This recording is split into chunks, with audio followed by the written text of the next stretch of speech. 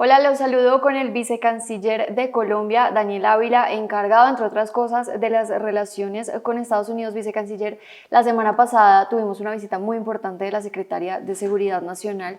Se habló de una carta de intención para compartir datos biométricos y yo quiero preguntarle y comenzar preguntándole en la práctica esto, ¿qué significa? Catherine, muchas gracias. Primero quiero resaltar que fue una visita muy importante que se dio en el marco de la relación bilateral. Manda la señal que la relación va por buen camino. Sin duda alguna tenemos diferencias, como ha sucedido siempre, pero al mismo tiempo tenemos puntos de encuentro. Y esa reunión que sostuvo la canciller Sarabia con la secretaria de Seguridad Nacional de los Estados Unidos y el presidente también se reunió con ella, fue muy importante para seguir avanzando en los temas de interés mutuo que tenemos entre Estados Unidos y Colombia. Uno de esos temas, lo que pregunta la carta de intención, que como su título lo indica, firmamos la intención para que ambos países se sienten en una mesa, negociemos y miremos cómo llegamos a un mecanismo que permita fortalecer las capacidades migratorias colombianas. Y ahí estoy hablando de un tema que es importante. Esta carta de intención se firma teniendo en cuenta las leyes nacionales y las normas que rigen en Colombia. ¿Qué me refiero? Que nosotros no podemos compartir información de ciudadanos colombianos porque la ley no lo permite, pero sí permite, por supuesto, mirar qué otros temas podemos trabajar en cuanto a población extranjera, por ejemplo.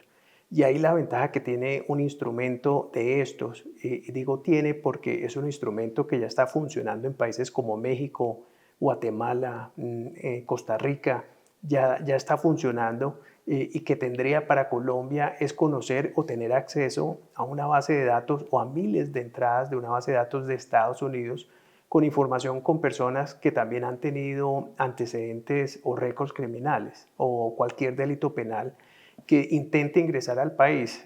Cito como ejemplo en el tema de trata de personas o tráfico de migrantes.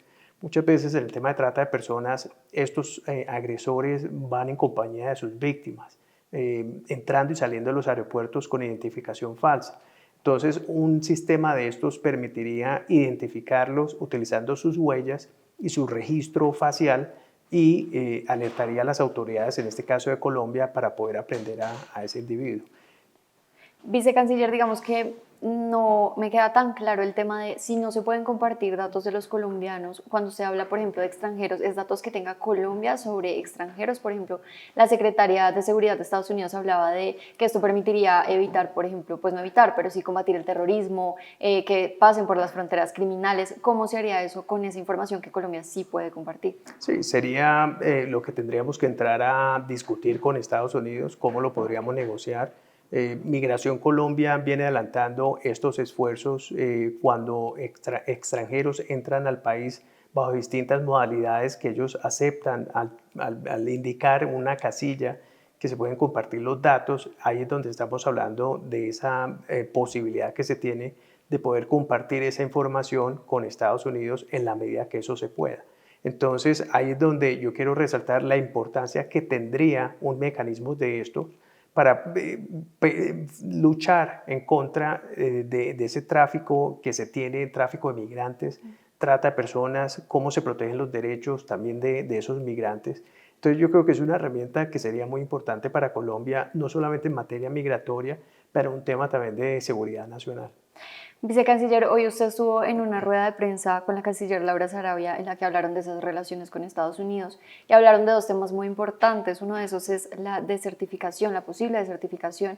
La canciller dijo que se estaban preparando para una certificación, que era, digamos, la intención del gobierno, que estaban hablando con el sector privado, pero también para un escenario contrario. Digamos que, ¿cómo es esa preparación para ese escenario contrario?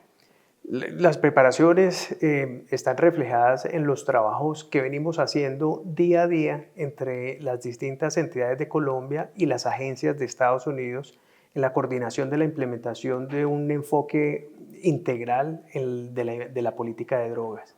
Yo creo que lo importante a resaltar aquí, antes de hablar de certificación o desertificación, que es una decisión de Estados Unidos, nosotros estamos trabajando de la mano con ellos, con el apoyo que ellos nos brindan en distintos temas. Y ahí es importante resaltar el concepto y la reputación que tienen las fuerzas militares de Colombia y de Policía Nacional en Estados Unidos. Los aprecian, los respetan y reconocen esos avances y el trabajo que ellos adelantan en terreno de Colombia y también con temas en la lucha contra las organizaciones transnacionales dedicadas al crimen. Entonces, es un trabajo constante y diario en materia de antinarcóticos. Hay un compromiso indeclinable en contra del narcotráfico y seguimos trabajando en ello. Por supuesto, en la cadena del narcotráfico, cómo se le apunta, cómo se le dispara mucho más, cómo se le ataca a la cadena de interdicción, a los temas de precursores químicos, a la destrucción de laboratorios, porque ahí es donde se concentra la producción del clorhidrato de cocaína y ahí es donde tenemos que seguir trabajando. Tenemos que seguir avanzando en erradicación, que es uno de los puntos que resalta Estados Unidos. Entonces, todas esas acciones que Colombia viene liderando, también con el apoyo de Estados Unidos, es lo que al final del día pues, ellos tendrán que tomar una decisión si nos certifican o nos desertifican. Pero no estar pensando en ello todos los días, sino más bien concentrarnos en hacer la tarea bien y hacerla mejor cada día. Perfecto, entiendo que ese fue uno de los temas que se hablaron con la Secretaría de Seguridad de Estados Unidos, digamos que además de migración, de esta carta de intención, ¿qué le dejó esa visita al país? Creo que otro tema importante es un intercambio de notas que se adelantó para acelerar la expedición de pasaportes provisionales cuando hay connacionales en Estados Unidos ya con órdenes de deportación porque se encontraban de manera irregular en Estados Unidos y que se encuentran en centros de detención con el fin de acelerar y que ellos no pasen un día más en esos centros de detención, nuestros cónsules tengan acceso a una base de datos y con esa base de datos pueden bajar la información de los colombianos y expedir el pasaporte provisional que es necesario para la deportación de esos connacionales. Entonces yo creo que eso fue otro acuerdo importante con el fin de agilizar ese proceso de deportación de nuestros connacionales. Y otro tema también importante es mirar a ver cómo seguimos trabajando desde el enfoque regional en las conversaciones que tenemos con Panamá, con Estados Unidos y con otros países de la región, cómo seguimos abordando estos temas migratorios y la lucha que tenemos que enfrentar conjuntamente de manera regional en contra de las organizaciones criminales transnacionales. Vicecanciller, y ya para terminar esta entrevista, le pregunto precisamente por el tema de migración, que fue de hecho ese punto más álgido que llevó a esta crisis diplomática. El presidente insiste en que se deben deportar los colombianos pues en condiciones dignas. Estados Unidos igual va a continuar con las deportaciones, pero le quiero preguntar, la canciller hace algunos días habló de la posibilidad de una cofinanciación en esos vuelos, ya son más de 15 según las cifras que entregó hoy. ¿Qué han hablado al respecto y cómo se van a seguir manejando como esas posibilidades? Pues seguimos trabajando y conversando con Estados Unidos esos temas, es una conversación día a día, tenemos un contacto constante y permanente, no solamente con el Ejecutivo, pero también con el Legislativo, con el sector privado, con centros de pensamiento, con sociedad civil, con todo un rango de actores en Estados Unidos que conforman esa fortaleza de la relación bilateral. En ese tema seguimos conversando con el Departamento de Seguridad Nacional, mirando formas para ver cómo podemos cumplir con recoger a nuestros connacionales de manera digna, como lo mencionas, pero al mismo tiempo ellos también tienen unos intereses para deportar a todos los connacionales, no únicamente de Colombia, pero es una política de la nueva administración. En el caso nuestro, insistiendo mucho en el trato digno. Seguimos trabajando con ellos a ver cómo se identifican esas formas y mecanismos que nos ayuden también a cofinanciar esos vuelos, pero por supuesto es un proceso que lleva tiempo y toma tiempo para alcanzar esos acuerdos. ¿Ustedes tienen cifras del número de colombianos deportados que tiene previsto Estados En Unidos? esos 15 vuelos que mencionaba la canciller el día de hoy, aproximadamente son 2.000 colombianos, un poco más de 2.000 colombianos que han regresado, que han sido deportados desde Estados Unidos, pero nosotros los hemos traído de esa manera digna como se merecen. Entonces es la cifra que tenemos nosotros.